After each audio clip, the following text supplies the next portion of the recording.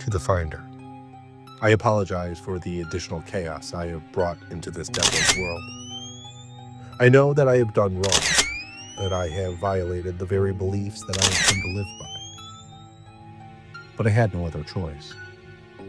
It had to be done for their sake.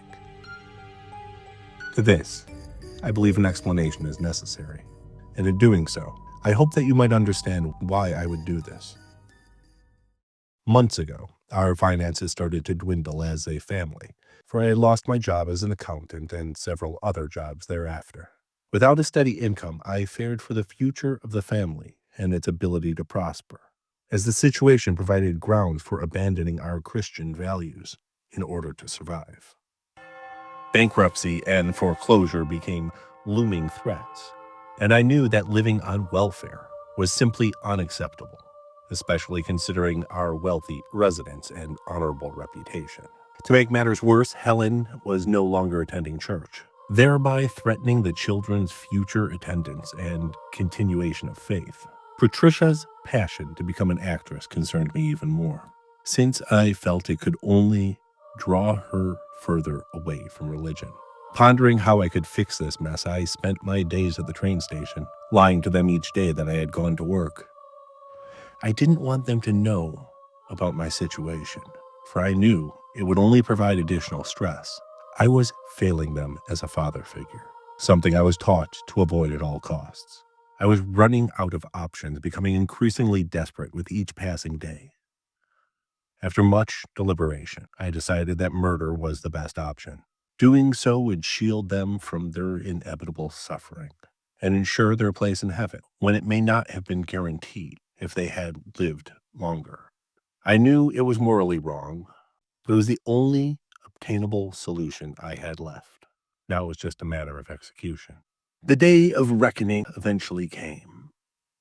I handled each of them in the same way, shooting them one by one in the back of the head.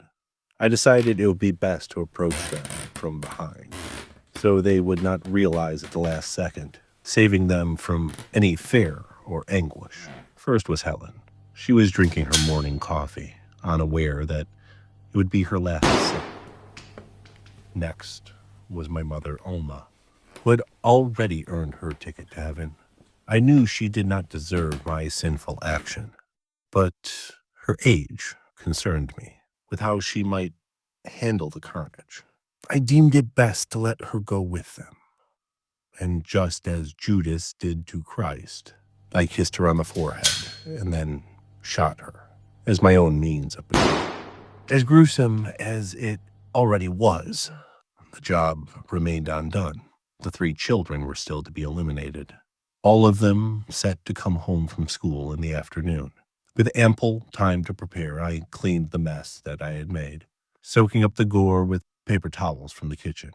I then sat down to eat lunch, right next to where Helen had sat earlier this morning, her body slowly decaying in the adjacent room. But I was not bothered. I was just hungry.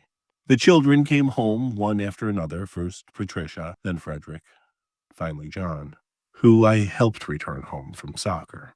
All of them passed quickly and without torment, marking a job well done. The only exception was John, who remained twitching well after the first shot. Not wanting him to endure any pain, I shot him 9 more times until his body went limp. Prayers and hymns were recited after each passing. It was the least I could do. I was now officially convinced they had gone to heaven. As for myself, I leave my soul in the hands of God and His mercy. I hope to receive forgiveness so that I may one day see them again. The bodies themselves I left in the ballroom, except for Mother. She was too heavy to carry down the stairs from the attic.